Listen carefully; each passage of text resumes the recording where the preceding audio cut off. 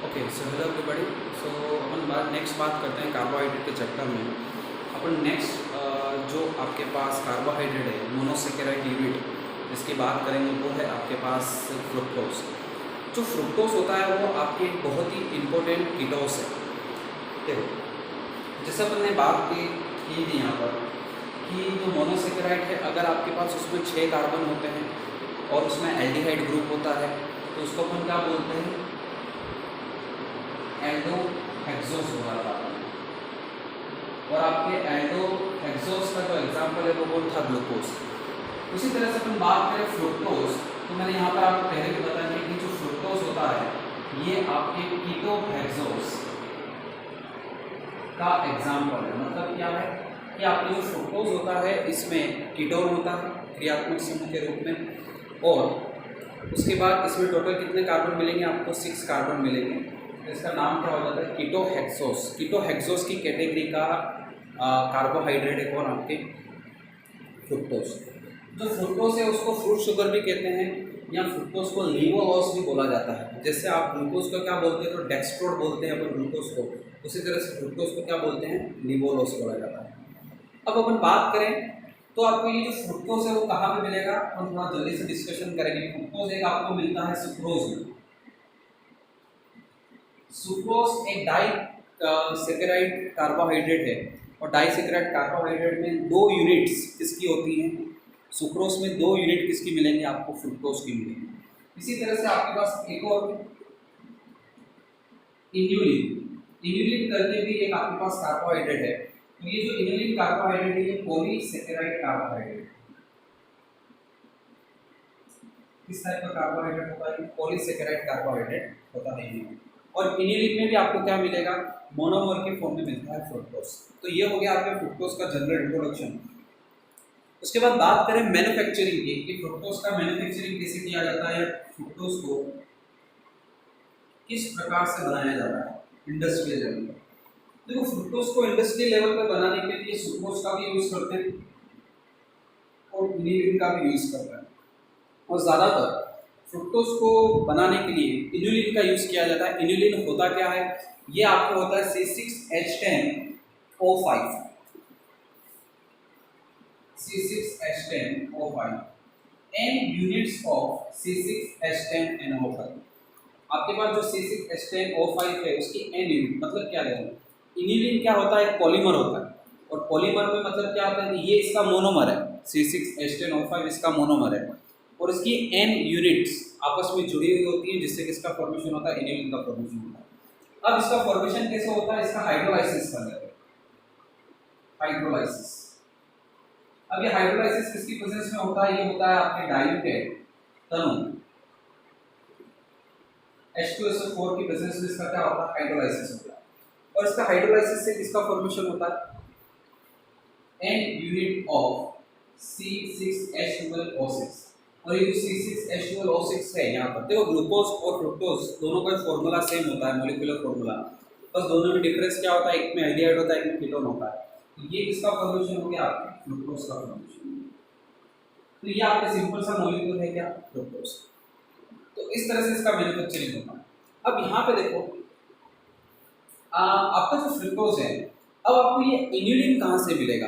ये इन्यूलिन कहाँ से मिलेगा? तो एक आपके पास एक प्लांट होता है डहेलिया ट्यूबरस करके एक प्लांट होता है। डहेलिया ट्यूबरस करके प्लांट होता है जिसकी जड़ों में, जिससे आपको क्या मिलता है? इन्यूलिन मिलेगा। और उस इन्यूलिन से किसका फॉर्मेशन कर सकते हैं? अपने फ्रुक्टोज का फॉर्मेशन करते हैं इंडस्ट्रियल लेवल पर। ठीक है, तो ये तो बात होगी किसकी? फॉर्मेशन की या फिल्ट्रेशन मेथड ऑफ सिंथेसिस की बात की, फिल्ट्रेशन की बात की। नेक्स्ट हम बात करते हैं फिजिकल प्रॉपर्टीज। कुछ फिजिकल प्रॉपर्टीज के बारे में डिस्कशन कर लेते हैं। तो ग्लूकोज और फ्रुक्टोज की फिजिकल प्रॉपर्टीज सिमिलर ही होती है, ज़्यादा कोई डिफरेंस होता नहीं है। जैसे ग्लूकोज भी आपके क्या होता है? क्रिस्टलाइन सॉलिड होता है, फ्रुक्टोज भी क्रिस्टलाइन सॉलिड होता है। इसका melting point nearly 120 degree centigrade के आसपास होता है। नियरली 120 डिग्री सेंटीग्रेड होता है, अप्रॉक्स इतना नहीं होता है, पर 120 डिग्री सेंटीग्रेड के आसपास इसका क्या होता है? आपको मेल्टिंग पॉइंट मिलेगा। उसके बाद अगर हम आगे बात करें अब, तो आपका जो ग्लूकोज है वो वाटर के अंदर सोल्यूबल होता है, उसी तरह जो फ्रुक्टोज है वो भी वाटर के अंदर सोल्यूबल होता है। तो ये इसकी बेसिक सी फिजिकल प्रॉपर्टीज होती है। अब बात आती है कि इसकी केमिकल प्रॉपर्टीज की। केमिकल प्रॉपर्टीज से पहले जो इंपॉर्टेंट पॉइंट है जिसे मैंने आपको बताया था कि ग्लूकोज के केस में सबसे इंपॉर्टेंट पॉइंट कौन सा है आपके पास, रिंग स्ट्रक्चर ऑफ ग्लूकोज। उसी तरह से यहाँ पर हम किसकी बात करेंगे, सॉरी रिंग स्ट्रक्चर नहीं बोलूँगा मैं, स्ट्रक्चर ऑफ ग्लूकोज की अपन ने बात की थी, ग्लूकोज की संरचना क्या होती है, उसी प्रकार से अपन बात करेंगे कि आपकी फ्रुक्टोज की संरचना क्या होती है, फ्रुक्टोज का स्ट्रक्चर कैसा होता है, उसका डिस्कशन करेंगे। सो यहाँ पे फ्रुक्टोज के स्ट्रक्चर का डिस्कशन करें तो जैसा आपने ग्लूकोज के केस में पढ़ा है, सेम केस आपको किसमें मिलेगा, फ्रुक्टोज में भी आपको सेम केस मिलेगा। मतलब ग्लूकोज में भी आपने कितनी टाइप की स्ट्रक्चर पढ़े, दो टाइप के स्ट्रक्चर पढ़े, एक आपने पढ़ा नॉन साइक्लिक स्ट्रक्चर, एक पढ़ा आपने साइक्लिक स्ट्रक्चर।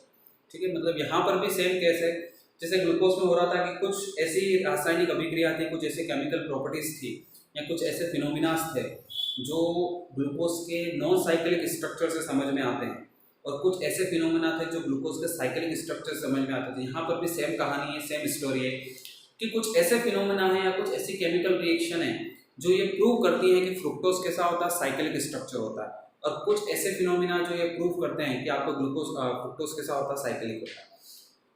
सबसे पहले बात करते हैं नॉन साइक्लिक की बात करते थे। चलो सबसे पहले नॉन साइक्लिक की भी बात नहीं करते, सबसे पहले अपन ने जिस तरह से ग्लूकोज का मोलिकुलर फॉर्मूला तो पता है क्या होता है, C6H12O6, उसी तरह से फ्रुक्टोज का मोलिकुलर फॉर्मूला क्या होता है, C6H12O6। ये कैसे पता चलता है, तो ये एम्पिरिकल फॉर्मूला जो फाइंड आउट करने का मेथड है, या आप सिंपल सा क्वालिटेटिव एनालिसिस ऑफ एलिमेंट के प्रोसेस से आप simply molecular formula find out कर सकते हो, कोई प्रॉब्लम नहीं आती है। बट अब बात करें, जैसे ग्लूकोज में पता लगाया था, है ना, ग्लूकोज की अलग अलग केमिकल रिएक्शन से क्या आइडेंटिफाई किया था, पहले सबसे पहले पता लगाया कि ग्लूकोज में कार्बोनिल ग्रुप होता है, फिर पता लगाया कि कार्बोनिल ग्रुप में भी कौन होता है, एल्डिहाइड होता है, फिर उसके बाद पता लगा कि ग्लूकोज में हाइड्रोक्सिल ग्रुप होता है, फिर पता लगाया कि हाइड्रोक्सिल ग्रुप कितने होते हैं, 5 हाइड्रोक्सिल ग्रुप होते हैं। उसके बाद ये आइडेंटिफाई किया कि जो 5 हाइड्रोक्सिल ग्रुप होते हैं ये अल्टरनेट कार्बन, सॉरी अल्टरनेट एक साथ एक के बाद एक के बाद एक के बाद एक कार्बन पर अटैच्ड होते हैं। मतलब यूँ कि कौन कितने 1 डिग्री कार्बन से अटैच होते हैं हाइड्रोक्सिल ग्रुप और कितने 2 डिग्री कार्बन से अटैच होते हैं। ये सारी बात अपन ने केमिकल रिएक्शन के अकॉर्डिंग ग्लूकोज के केस में बता दी। सेम यहाँ पर भी सेम ही है आपके पास, थोड़ा सा चेंजेस है। चेंजेस क्या है, सबसे पहले कि ग्लूकोज में भी कौन सा ग्रुप होता है, कार्बोनिल ग्रुप प्रेजेंट होता है। कैसे पता चलेगा आपको, ये पता चलेगा कि आप फ्रुक्टोज की रिएक्शन, जब आपके फ्रुक्टोज होता है उसकी रिएक्शन कराई जाती है अमोनिया डेरिवेटिव कंपाउंड से, तो ये भी आपको क्या फॉर्मेशन, किसका फॉर्मेशन करके देता है, ऑक्सिन के कंपाउंड का फॉर्मेशन करके देता है। जैसे आप हाइड्रोक्सिल एमिन से रिएक्शन कराओगे तो ऑक्सिन के कंपाउंड का फॉर्मेशन होगा।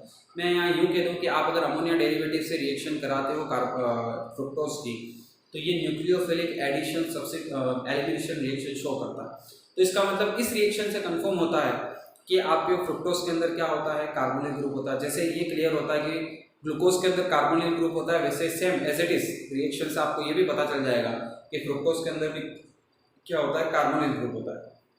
अब बारी आती है कि कार्बोनिल ग्रुप होता है, पर कार्बोनिल ग्रुप में दो टाइप के कंपाउंड्स फंक्शनल ग्रुप हो सकते हैं, या तो एल्डिहाइड हो सकता है या कीटोन हो सकता है। तो फ्रुक्टोज से क्या पता चलता है, कीटोन का पता। अब ये कैसे पता चलता है, जैसे ग्लूकोज के केस में वापस जा रहा हूँ एक बार, जब अपन ग्लूकोज का ऑक्सीडेशन कराते हैं, ग्लूकोज बहुत ही आसानी से ऑक्सीडाइज हो जाता है ग्लूकोनिक एसिड में, और जो ग्लूकोनिक एसिड के अंदर जो कार्बन नंबर होता है, कार्बन का नंबर होता है, वो ग्लूकोज के कार्बन नंबर से मैच होता है। मतलब ग्लूकोनिक एसिड में भी 6 कार्बन एटम्स होते हैं और ग्लूकोज में भी 6 कार्बन एटम्स होते हैं। और जब भी एल्डिहाइड फंक्शनल ग्रुप का ऑक्सीडेशन होता है तो उससे जो कार्बोक्सिलिक एसिड बनता है, उस कार्बोक्सिलिक एसिड में मॉलिक्यूल्स, उस कार्बोक्सिलिक एसिड के अंदर मॉलिक्यूल्स के अंदर जो एटम होते हैं, कार्बन एटम, वो सेम ही रहते हैं, है ना। जितने एल्डिहाइड में होंगे उतने कितने होंगे, कीटोन मतलब कार्बोक्सिलिक एसिड में होंगे। अब अपन जानते हैं कि कीटोन का भी क्या होता है, ऑक्सीडेशन होता है। कीटोन भी ऑक्सीडाइज होता है, हाँ, पर कीटोन का ऑक्सीडेशन एल्डिहाइड के कंपैरिजन में इजीली नहीं होता है ना, कीटोन का थोड़ा टाइम लगता है। तो क्या होता है कि कीटोन का जब ऑक्सीडेशन होता है तो उससे जो कार्बोक्सिलिक एसिड बनता है, उस कार्बोक्सिलिक एसिड में कार्बन नंबर कीटोन के कंपैरिजन में कम होता है। कीटोन के मॉलिक्यूल के कंपैरिजन में हमेशा कम रहेगा, 1 या 2 कार्बन हमेशा आपको कम मिलेंगे। तो इस केस में ऐसा होता है, जब फ्रुक्टोज का ऑक्सीडेशन कराया, जैसे ग्लूकोज का ऑक्सीडेशन कराया, वैसे फ्रुक्टोज का जब ऑक्सीडेशन हुआ तो ये देखा गया कि फ्रुक्टोज में जो कार्बोक्सिलिक एसिड बना है उसमें जो कार्बन नंबर है वो कम है। अब यहाँ पे क्या होता है, जब फ्रुक्टोज का ऑक्सीडेशन होता है तो टार्टरिक एसिड में वो चेंज हो जाता है। जो आपका फ्रुक्टोज है वो टार्टरिक एसिड में भी ऑक्सीडाइज होता है, या आपके जो फ्रुक्टोज होता है वो आपके जो आपके फ्रुक्टोज होता है वो टार्टरिक एसिड में चेंज होता है, और आपके जो फ्रुक्टोज होता है वो आपके 1 मिनट हाँ ग्लाइकोलिक, सॉरी मैं थोड़ा सा ग्लाइकोलिक एसिड में चेंज होता है। अभी जो टार्टरिक एसिड और ग्लाइकोलिक एसिड में जो चेंज होता है इसके ऑक्सीडेशन के बाद, इसमें जो कार्बन नंबर होता है वो कीटोन के कंपैरिजन में कम होता है। तो इससे ये प्रिडिक्शन लगाया गया, इससे ये सजेस्ट किया गया कि फ्रुक्टोज के अंदर कार्बोनिल ग्रुप तो होता है, पर वो कार्बोनिल ग्रुप कौन सा है, वो कार्बोनिल ग्रुप है आपके पास कीटोन। अब बात करते हैं किसकी, हाइड्रोक्सिल ग्रुप की। तो जैसे ग्लूकोज की रिएक्शन कराते हैं तो ग्लूकोज का क्या होता है आपके ग्लूकोज का आपके जो OH ग्रुप है, जब इसकी रिएक्शन आप जैसे एनहाइड्राइड वगैरह कंपाउंड से कराते हो तो उसका एसिटिलीकरण होता है ना, एसिटिलाइजेशन होता है। सेम ग्लूकोज फ्रुक्टोज का भी क्या हो जाता है, एसिटिलाइजेशन हो जाता है। तो इससे ये पता चलता है कि फ्रुक्टोज के अंदर हाइड्रोक्सिल ग्रुप प्रेजेंट है। और उसके बाद यहाँ पर देखा गया, यहाँ पे देखा गया कि तो यहाँ पर पता चला कि जैसे एसिटिलाइजेशन होता है किसका, फ्रुक्टोज का, वैसे एसिटिलाइजेशन होता है ग्लूकोज का, उसे होता है किसका, फ्रुक्टोज का भी हो जाता है। तो यहाँ पे सजेस्ट किया गया कि इसके पास भी कितने होते हैं, 5 हाइड्रोक्सिल ग्रुप हैं। अब यहाँ पर 5 हाइड्रोक्सिल ग्रुप कैसे हैं, जैसे पर आयोडिक एसिड से अपन ने रिएक्शन कराई थी, यहाँ पे हाइड्रो आयोडिक एसिड से इसकी रिएक्शन कराई जाती है। और हाइड्रो आयोडिक एसिड से रिएक्शन कराने के बाद जो फाइनल प्रोडक्ट का फॉर्मेशन होता है उसके अकॉर्डिंग ये अनुमान लगाया जाता है, ये सजेस्ट किया जाता है कि यहाँ पर भी एक के बाद कार्बन पे क्या होता है, हाइड्रोक्सिल ग्रुप होते हैं। बस यहाँ पे चेंज क्या है, यहाँ पर चेंज ये है फ्रुक्टोज के स्ट्रक्चर में कि जो कीटोन होता है, जैसे ग्लूकोज में क्या हो रहा था, एल्डिहाइड कौन से कार्बन पे था, फर्स्ट कार्बन था, पर फ्रुक्टोज में क्या होता है, जो कीटोन होता है वो कौन से कार्बन पे होता है, सेकंड कार्बन पे होता है। ठीक है, दोनों में बस इतना ही चेंज है। एल्डिहाइड, एक तो पहला चेंज क्या है कि एल्डिहाइड ग्लूकोज के अंदर एल्डिहाइड होता है और फ्रुक्टोज के अंदर कीटोन होता है, और ग्लूकोज के अंदर एल्डिहाइड फर्स्ट कार्बन पे होता है, पर फ्रुक्टोज के अंदर जो कीटोन है वो कौन से कार्बन पे होता है, सेकंड कार्बन पे प्रेजेंट होता है ना, सेकंड कार्बन पे आपको कौन सा होता है, कीटोन। अब ये कैसे पता चला कि सेकंड कार्बन पर कीटोन का ग्रुप प्रेजेंट होता है, तो ये इस तरह से पता चला कि जब आप हाइड्रोलाइसिस कराया जाता है, मतलब फ्रुक्टोज का जब हाइड्रोलाइसिस कराया जाता है तो 2-मिथाइल हेक्सेनोइक एसिड का फॉर्मेशन होता है। कौन से एसिड का फॉर्मेशन, 2-मिथाइल हेक्सेनोइक। देखो मैं यहाँ पर कुछ भी अभी लिख नहीं रहा हूँ क्योंकि आप सिर्फ सुन लो ये बात को, है ना। यहाँ पर ग्लूकोज और दोनों का लगभग सिमिलर ही है यहाँ पर। तो यहाँ पर 2-मिथाइल हेक्सेनोइक एसिड का फॉर्मेशन होता है, मतलब इसका फॉर्मेशन होता है 2-मिथाइल हेक्सेनोइक एसिड।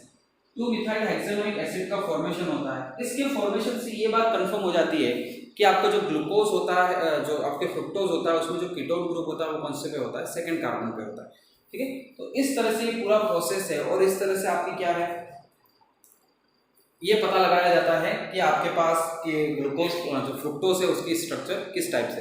तो इस पूरी, ये जो मैंने अभी पूरा आपको कहा, ये जो पूरा मैंने आपको एक साथ समझाया, वो एक साथ इसलिए समझाया कि आपके दिमाग में पूरी बात क्लियर हो जाए। अभी रिएक्शन का डिस्कशन करूंगा मैं, जितनी भी रिएक्शन यहाँ पे बोली है मैंने, उसमें से जो रिएक्शन नहीं है बिल्कुल उसके बारे में अभी मैं डिस्कस करने वाला हूँ। पर मैंने आपको पूरा एक साथ इसलिए एक्सप्लेन किया कि आपके दिमाग में ये बात बैठ जाए कि जैसे ग्लूकोज के केस में अपन ने स्ट्रक्चर डिसाइड किया था, फ्रुक्टोज के केस में किस तरह से स्ट्रक्चर डिसाइड करेंगे। तो फ्रुक्टोज का स्ट्रक्चर क्या सजेस्ट किया गया, देखो तो फ्रुक्टोज का कुछ इस तरह से स्ट्रक्चर सजेस्ट किया गया। वही इसके अंदर कार्बन तो कितने मिलेंगे आपको, 6 कार्बन ही मिलेंगे। तो ये आपके इसके अंदर भी कितने कार्बन होते हैं, 6 होते हैं, पर थोड़ा सा चेंज होता है। और चेंज क्या होता है आपके सामने में फ्रुक्टोज का स्ट्रक्चर बना रहा हूँ, ये आपके फ्रुक्टोज का स्ट्रक्चर है।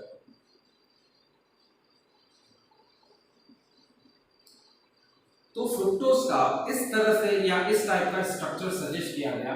ये carbon number 1, carbon number 2, carbon number 3 पूरा ही ग्लूकोज की तरह ही है। बस चेंजेस क्या है, चेंजेस आपको दिख रहे हैं कि सेकंड कार्बन पे कौन है, कीटोनिक ग्रुप प्रेजेंट है, वहां पर कौन था आपके एल्डिहाइड ग्रुप था, वो भी फर्स्ट कार्बन पे। तो इस टाइप का सजेस्ट किया गया।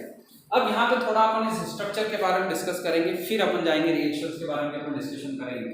देखो ये कार्बन है, ये कार्बन कायरल कार्बन है क्या, नहीं है, ये भी कायरल कार्बन नहीं है। तो कायरल कार्बन कौन है, सबसे पहले ये जो कार्बन दिख रहा है आपको, ये कायरल कार्बन है, ये कायरल कार्बन है, यहाँ कायरल कार्बन है। मतलब यहाँ पर आपके पास नंबर ऑफ कायरल कार्बन कितने हैं, नंबर ऑफ कायरल कार्बन। तो कायरल कार्बन का टोटल नंबर कितना है, यहाँ पर टोटल नंबर है कायरल कार्बन का आपके पास 3। और तो 3 कायरल कार्बन का नंबर है, तो इसके अकॉर्डिंग आपके पास फॉर्मूला क्या होता है कॉन्फ़िगरेशन कैलकुलेट करने का 2n। तो यहाँ पे मैं वैल्यू पुट करूंगा 3 वैल्यू पुट की टोटल कितना आएगा 8 आएगा।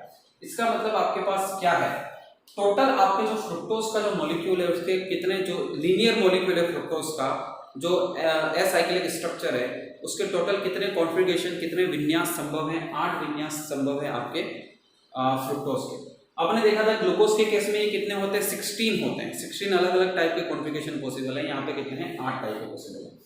अब अपन बात करें जैसे यहाँ पर अपन ने बात की थी फ्रुक्टोज के, अपन किसी ने डी और एल टाइप के कॉन्फ़िगरेशन के बारे में अपन ने डिस्कस किया था, है ना। ग्लूकोज का डी कॉन्फ़िगरेशन क्या होगा, ग्लूकोज का एल कॉन्फ़िगरेशन क्या होगा, इसके बारे में अपन ने डिस्कस किया था। और डी और एल क्या होते हैं आपके रिलेटिव कॉन्फ़िगरेशन होते हैं, डिपेंड करते हैं किस पर, OH ग्रुप की पोजीशन के अकॉर्डिंग डिपेंड करते हैं। राइट हैंड साइड होता है तो डी होता है, लेफ्ट हैंड साइड होता है तो क्या होता है एल हो जाता है। तो यहाँ पर भी अपन यही करने वाले हैं, ध्यान से देखना। तो इसके डी और एल कॉन्फ़िगरेशन को किस तरह से डिफाइन करेंगे, तो मैं यहाँ पे पहले डी को डिफाइन कर रहा हूँ। तो ये आपके सामने जो कॉन्फ़िगरेशन है, ये जो कॉन्फ़िगरेशन दिख रहा है आपको ग्लूकोज का, ये कॉन्फ़िगरेशन को अपन क्या बोलते हैं, इसको अपन बोलते हैं ये डी फ्रुक्टोज का ना, मैं गलत बोल गया, डी फ्रुक्टोज।